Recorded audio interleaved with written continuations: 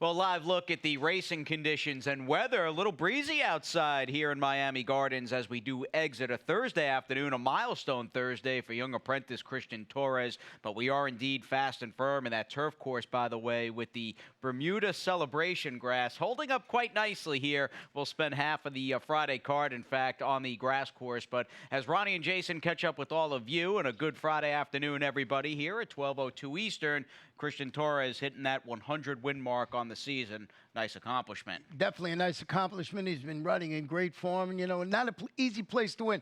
Not talking about here so much at Gulfstream Park West, over at Gulfstream in the summer and spring. That's a tough meet. There's some good jockeys in there. So he did a good job. He's doing a good job, I should say. Rides 4 today. In fact, his first call comes up in the second race. That's a compact field, but a pretty good matchup. And we'll talk about a very big rematch, a showdown in just a few moments. We also want to take some time here at the top of this live Friday edition of Gulfstream West Today and just remind everybody, if you haven't already noticed or heard through social media, there is no Stronach 5 this afternoon. We unfortunately...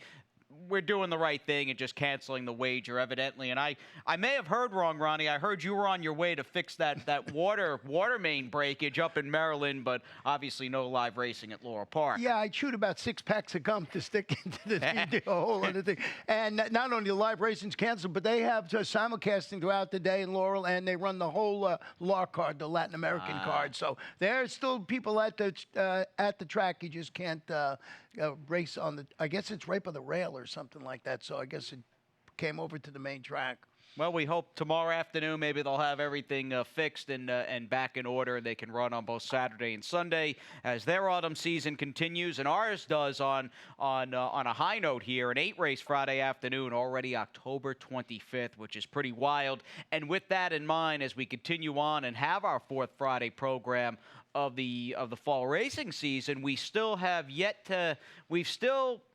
paid out the Rainbow Six in its entirety. We've had a trickle of potential jackpot singles, but lo and behold, we picked up about $20,000 yesterday in the carryover kitty. Yeah, $275 today, so it will be over $300,000 for our 8-race card. And you see on your screen, or if you're not on the screen and just listen to us, it starts in race number 3 today. Indeed it does. I think we're into that 8-race weekday groove here. We run 9, by the way, tomorrow afternoon at GPW and back to an 8-race card on Sunday. Now, switching gears ever so slightly, again, no Stronach 5 in the mix this afternoon, but we do have a couple of local Miami Gardens-based pick 5s with just that 15% takeout, and I'll take a little stab at it here in race number 1 using the big 2 who are coming out of the same race, and that is yet another important rematch on the program and showdown, if you will, that we'll look at in just a few seconds. I am also defensively using at a bit of a price the 2 Sassy Justice, who gets Paco Lopez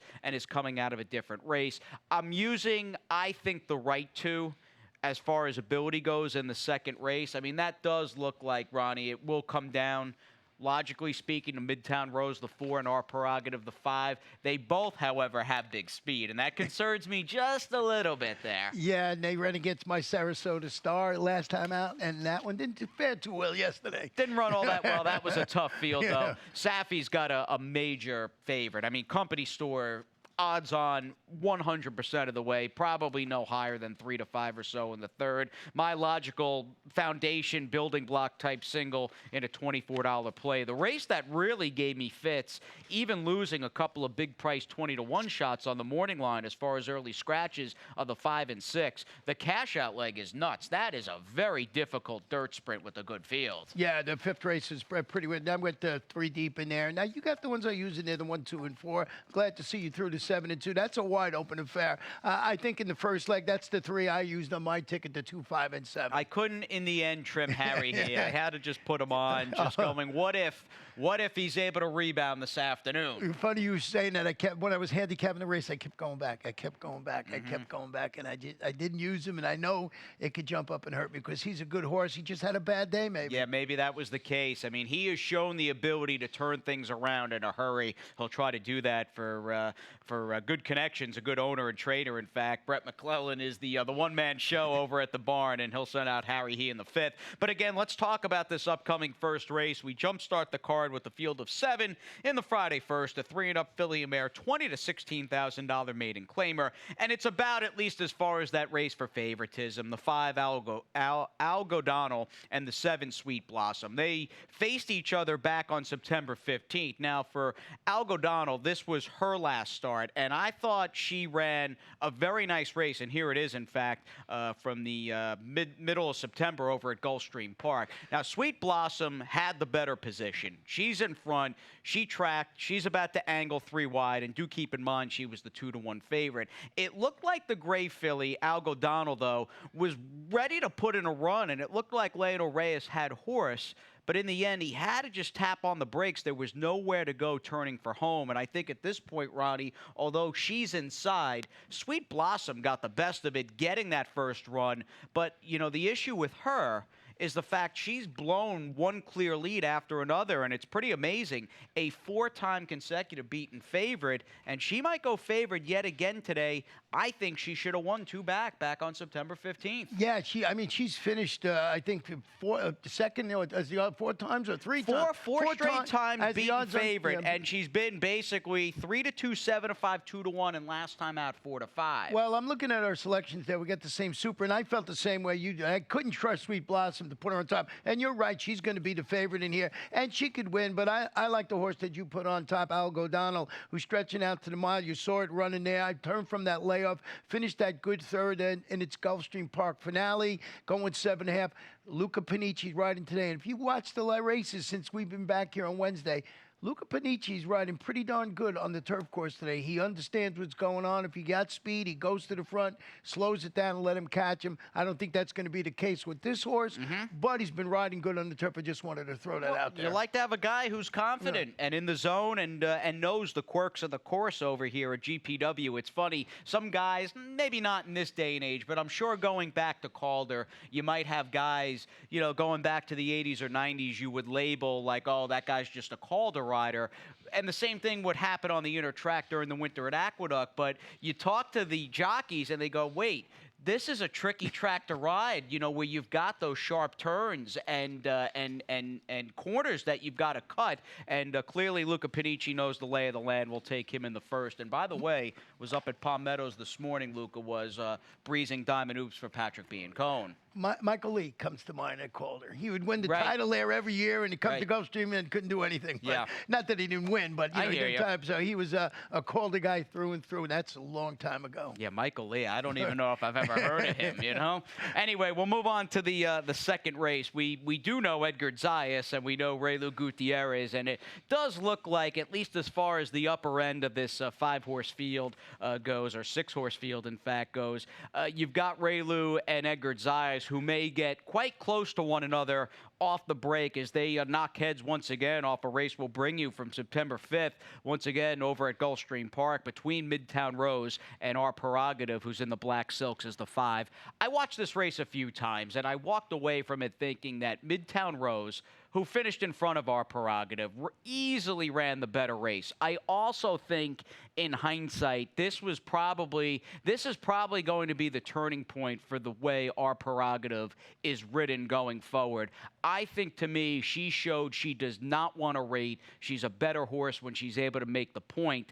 And I'm going into this thinking that being said, even if the 5's able to steal away Our Prerogative today, Midtown Rose might just be slightly better as far as October 25th is concerned. Yeah, and, you know, stretching out the 3/4 of them, making that third start back from the layoff after finishing, you just saw it there. Second behind that repeat win in My Sarasota Star. Come back and run 4th yesterday against Tougher. That was going 5.5 furlongs under those state-bred allowance conditions. But Our Prerogative, also third off the bench, was 50 cents to the dollar in that race. And I think you're right. I think this horse showed that late foot. I think third off the bench, they're going to put this horse closer to the pace. And I think it's between the 4 and 5 in here. Yeah, they look like they just might be a little better than the others as far as just overall talent goes.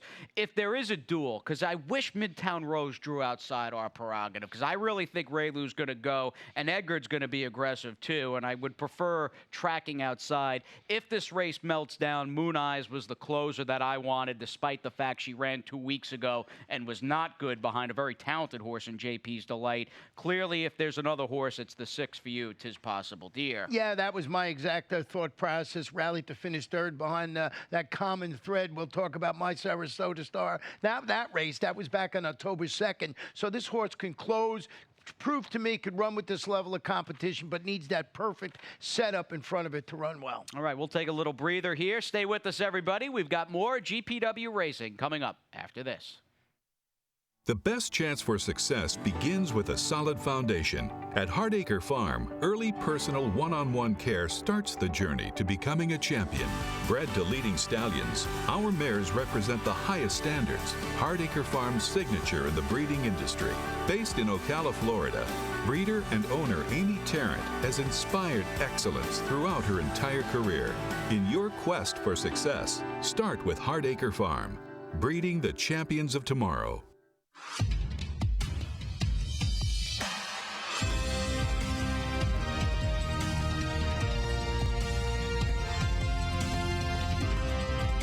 Whether you're at home or at the track, have a stake in the race when you bet with ExpressBet. Sign up for an ExpressBet online betting account and receive up to a $500 sign-up bonus. Hey, everybody, welcome back. It is day 18 of 40, just about at the half-mile pole, believe it or not. You've only been here about a week or so. You were jet-setting across Europe. Much like the horse we're going to close the show with, we'll take a trip back through the time machine and look at Daylami winning the 1999 Breeders' Cup Turf. He was a top horse in Europe. But as we go forward, Ronnie, we're still looking to potentially pay out this jackpot Rainbow Six as a whole. You're going to take a stab at it here in the third. Yeah, 43.20. I went too deep in here with, I thought the logical two, Company Store and Diamond Chalice. I thought those were logical ones. I added Creedmoor. There was a scratch in there of the horse I had in second, Parkland Strong. And then race number 4, 3 deep, with the 2, 5, and 8. Race 5, again, 3 deep with the 1, 2, and 7. That's the 1, 2, and 4. You were talking about adding a 7 in there. I like the 10 today in race number 6.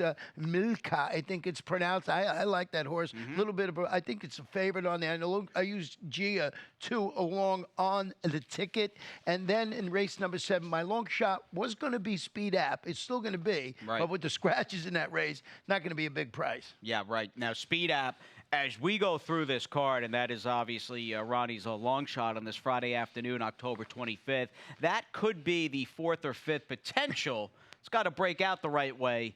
Potential winner for Saffie Joseph Jr., who, I mean, starting with Midtown Rose, who we both picked in the second, and moving forward into the third race, he's got another mega live horse in Company Store, who I had said at the top with my early pick 5. This horse was going to be a big favorite, probably 6 to 5, even money-ish, even with Parkland Strong in the mix. With that horse out in this 50 to 40K maiden claimer, to me, this horse almost on paper, if I'm being honest, looks unbeatable. Yeah, dropping into the claimer first start since hitting the board in 5 consecutive maiden special weight races before that little freshening of a couple of months. 5 starts, 3 seconds, 2/3. So maybe you say, well, this horse doesn't like to win. That could be the case, but I think the drop might cure that, and that's why I put the horse on top. And the other thing, this horse is training really well. Yeah, evidently training well, and they only paid 17 for him. They've already made some money with them. You put him in for 50 if anybody wants him. Saffie, obviously a tough guy to claim off of.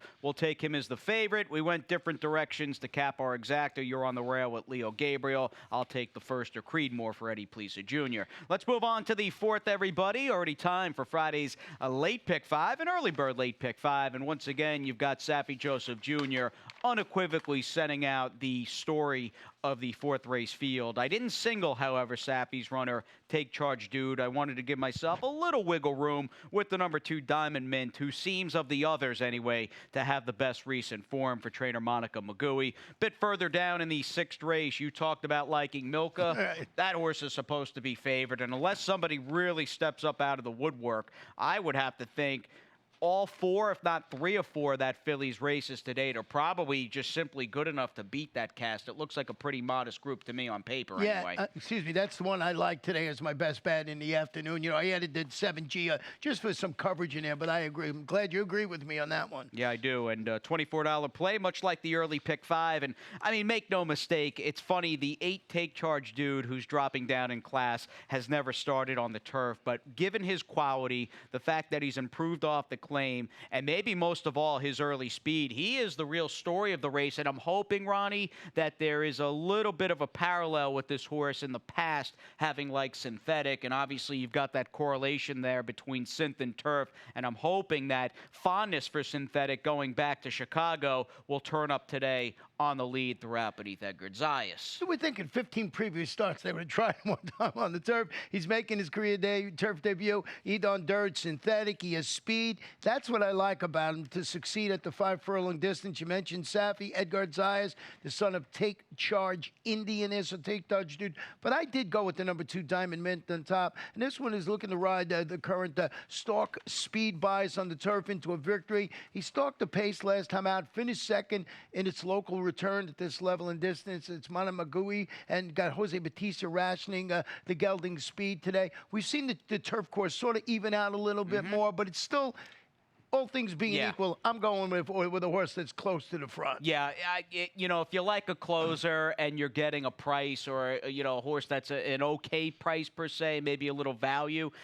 that's fine. But I think the rule of thumb going forward, until we see it really shift, you want to have a horse who can get in the game early, because we've seen some horses that look like they're beat and almost get enervated down inside and finding more on the turf with that early speed. Let's move on to the 5th race here. We'll flip the page, and, you know, although the second race field between Midtown Rose and Our Prerogative, they're pretty good and classy, this is probably the race of the day in my book, even though we had a couple of defections and we're down to a field of 6. But to be fair, we scratched, or at least they scratched, a couple of big price 20-to-1 shots. To me, Ronnie, the race quite simply boils down to that quartet rematching off the 6th race in late September across town, and then adding with that quartet our top selection, the number 4 Small Fortune in, who hasn't run in a while, but boy, this horse really got good last winter, and I love that they bring him back in a non-claiming race where he can't be claimed away. And he runs well fresh. If you look through his past performances, he reeled off those back-to-back victories against the same caliber of competition. That was up at Tampa, but it was last winter. Georgina Baxter has this son of Munnings training forwardly for the return. So I like the fact that this horse has shown, not all the time, but has come back and run well. Off a layoff. This is a pretty long layoff for this horse. But I just thought he was the one to beat, and I'm surprised you got him on top, but he looked like the one to beat, even coming off the bench. And he can sit a little bit. I mean, he's more of a presser, early speed type horse, but not in the sense of a Harry He, who's just a rocket ship, and a horse that is a very traditional need-the-lead type. I worry with Harry He because his last race, and again, he's facing 3 horses that finished in front of him back towards the end of last month. I worry, A, that effort wasn't up to snuff, and I mention that because the 8 Travie boy looks like he might take the race right to him again, and maybe Small Fortune lands into the best trip of all. You know, but like we said at the top of the show, Harry He, when you're showing your early ticket, boy, he has come back and done this a couple of times where you thought he was done, and he comes back and run. The horse we both used in second, Salambo, a previous winner here at Gulfstream Park West, makes his local return to first start. He rallied, he finished third. He was only beaten a length against similar across town, Elizabeth Doble, Hugo Sanchez, inside post this afternoon. And she's moved him up. Elizabeth's done a good job with him off the claim, and Native Hawk, who beat the 3 other horses from that September 27th race, is back in the mix. Do remember, though, unfortunately, there was a bit of an incident with Rock You, who was starting to crank up with what looked like a winning run, and there was a bit of an incident there. So maybe Native Hawk doesn't win that race in a perfect world, but he's still a threat coming back. Good rematch, and then you add Small Fortune to the mix. You've got yourself a very nice Friday 5th race cast. Moving on to my late pick 5 single and Ronnie's best bet in the Friday 6th race. We're on the turf naturally with this cast of 10 going a mile, and for the record, these are 2-year-old filly $35,000 maiden claimers. And as I said, the field as a whole looks pretty modest to me on paper, and you've got probably 4 races, maybe not the debut, but the 3 subsequent starts with this Palace Malice filly and Milka that just look better than the others. Yeah, and he got a little bit of a drop today to the $35,000 level, returning to the turf, which I like. Showed some speed, finished 4th. That was against those 50 maidens, going 7 on the main track for Alexis Delgado. Paco ride. Show you stat on Alexis with horses going dirt to turf in claiming ranks. He's 3 for 24, 13%, 33% of money, but he's got that positive return of investment. I just thought this was the logical one in the race with that little bit of a drop. So we'll see how this horse runs today. And Alexis obviously pretty schooled at giving very detailed instructions. I like that video with Alexis, who had that real good 3-year-old filly. She's escaping my mind, but ran, I think, in the Acorn, the Kentucky Oaks, and won the Gulfstream Park Oaks. One of those big races we ran for the 3-year-old fillies last winter and was a real overachiever. Yeah, I remember the winner's circle. That's all I remember. They were so happy. So happy, and he was on the verge of tears, which was really great, and just a nice, classy guy and a good trainer as well. I'm 10-6. Is Gia, obviously, for you anyway, the main threat to the favorite? I thought she's making her first start since Rallington finished 4th. She was beating a couple of lengths that day against those 25 maidens, going 7.5 on the GP turf. I sort of see this as a sort of lateral move with the other horses in the race to be second. Oscar Gonzalez, Carlos Lugo named to ride today. I don't see, like you said, when you looked at the race, nothing jumped off the page besides the 10. So the 7, why not run well in here? All right, let's get on to race number 7. We're up in class. We come up on the not only opening leg of the late double, but this will go as our final race and scramble this afternoon on the main track. And a pretty compelling field of 5, mind you. We had, 4 scratches out of this race from 9 down to 5. But, I mean, there's something to like, I think, among certainly 4 of the 5, and maybe some people like the 8 Michigan Sunset, who's got the co-leading rider, and he'll be an outsider here, dropping back down in class. Working our way through, though, I don't think there's any horse in this race. Maybe it's a good conversation or debate. Who is going better these days? Is it the 3 Jamaican, or is it this horse, the number 7, O'Danny Bear? They're both coming out of successive consecutive victories, and in the case of O'Danny Bear, you've got a horse who, man, he may be a little devoid of early speed, but he had no problem throughout August and mid-September, making up for it over at Gulfstream Park with a pretty potent 2-furlong brush and late punch. And here he is last time out beneath the apprentice rider, Christian Torres,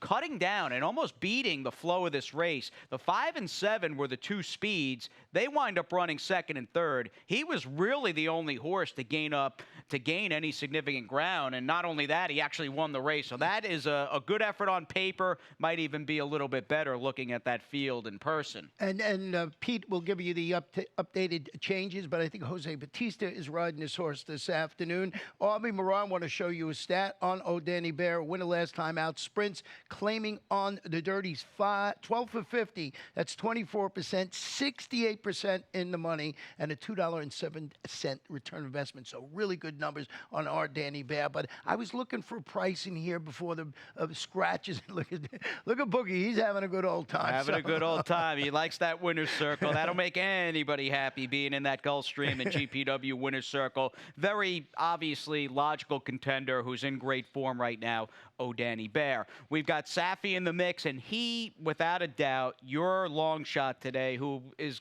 his price is gonna be depressed, but he's not gonna be favored here. The 6 Speed app. He is this race's wild card through and through. Yeah. What do you do with him? I don't know. Well, he followed his 6-furlong maiden victory on the Colonial Downs main track. He comes back, he duels for the lead, and he fades to 5th, going a mile, also at Colonial Downs on the turf course. The connections coming in, speed, the way the turf course was playing a couple of days ago. I'm looking for a little bit of a price. I think it was 6-1 on the morning line. I mean, O'Danny Bear, in my estimation, is the one to beat in here, but I put Speed App on top of my ticket. But I want to hear about the 2, our Mercedes boy. Well, Speed App, by the way, also a private buy for Frank Calabrese. Yeah, he purchased this horse privately following his recent 5th-place finish up at Colonial, and you got first-time Safi. It's real simple with the 2, our Mercedes boy. He's got 4 horses to beat. He's taking a bit of a dip in class. And I think he's lone speed here. I think he's going to get to the lead. He's faster than Jamaican, who's been more of a routing dirt horse of late, going far further than 6.5 furlongs. I think our Mercedes boy, as you would say, shifts into what, third gear and just blasts off, and he's gone. I was actually singing 409 a little earlier today. So, yeah, shifting into a high gear and get going. A good pick by you. When the scratch is there, that's why I backed off him before the scratch. I went a couple of different ways. But if he goes to the lead and the track is favoring speed, good pick by you. And Jamaican, of course, in raging form, much like O'Danny Bear. But here's the thing. He's turning back, which I don't necessarily love. And he's also, the big issue with him, potentially to me, is this is four rivals aside, these are better horses than what he's been beating up on. You know, he's moving to Jorge Delgado's barn after the claim. He's definitely stepping up today after posting his third consecutive victory. So he's in good form. He's got the Jairo Rendon. You know, if he can handle the jump, he can win it. I'll tell you, the 4 or 5, or even a little outside horse who's going to be a price, Michigan Sunset's a pretty eclectic cast and a good little puzzle there on the main in the 7th. We'll get to the replay for the 8th race as we wrap things up. And I do think, and you and I both picking the same 10-7 exacta, Ronnie, I do think a stretch out in distance is going to help the 10 Waterloo Sunset. As we backtrack to this horse's race just a couple of weeks ago on October 3rd, in fact, already 3.5 weeks ago, this horse was not, this filly by Congrats, was not able to really work out any sort of traditional turf success type trip, hung out to dry on a very wide chase throughout where she was not able to save ground at all. And I love the fact, although she was outkicked a little bit in the final furlong and change, I like the fact that she never quit, and she strikes me being a Congrats filly that's going to appreciate a little more real estate to play around with. Yeah, you know, tough to win when you're going 5 furlongs like this race and going 7.5 today, going around 2 turns, and that was my thought process in there. Now you got Cherokee Sounding, a really beautifully bred horse in there, a daughter of English Channel, debuting for Wesley Ward Lasix. Good work tab up at Palm Meadows. So Eduardo Nunez, who does most of the work for him in the mornings, is be riding this afternoon. And that was the way I was looking at the race with the 10 and the 7. I think the 7 might end up favored. Yeah, we'll see. I don't know who Jay made favorite. It might be pretty close. I mean, Wesley Ward picked up some minor awards yesterday, but ran 2. 7-10, yeah. Yeah, he ran 2 turf horses yesterday. Big favorites in the 1st and 8th, who I think they both settled for second, right? Yeah. Yeah, I mentioned that too. Wesley's horses have just not been, you know, winning at, you know, a breakneck speed like he does in Europe. Yeah, no kidding. Or over in Kentucky with the early season baby races. Well, we'll end on a European-type note, backtracking. Already 20 years ago, it was the Grey Delamy who had been all over Europe and a Group 1 hero over there. Do you remember him coming to Gulfstream for the Breeders' Cup Turf and whether a Euro could win a Breeders' Cup race in Florida? The big story was Europeans did not come here because they didn't like the tight turns. Not here, I'm talking about Gulfstream. Yeah. Tight turns at Gulfstream Park. They wanted the expanse of Churchill Downs and everything, and that was basically the line coming through, and they came here and they won. Yeah, shut out. They were shut out. Coincidentally, in 89 and 92, no Europeans tasted Breeders' Cup success over at Gulfstream Park, but that would all change, of course, with the big, powerful Grey Delamy, the one and only Frankie Dettori. Take it away, Tom Durkin, with the 1999 Breeders' Cup Turf. They've run 3/4 in a testing and grueling 1:10-3. Bucks Boy has been setting a tremendous pace here. 4 furlongs to go. Still the leader by almost 2 lengths. Courteous now has for more on second. Royal Anthem is ready to roll, and he's been taken to the outside for clear running. And Delamy now has daylight. He's threaded his way through. He's 4th and in between horses.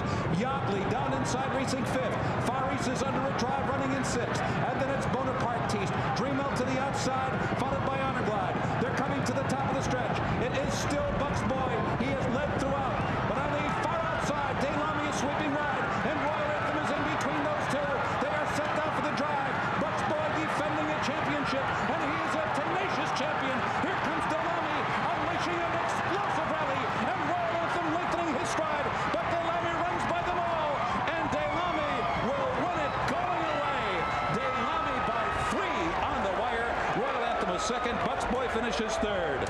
Wow, what an animal. Delamy sitting in mid-pack, and he cut loose in the final 2 furlongs here for an impressive victory in 2 minutes 24 and 3/5 seconds.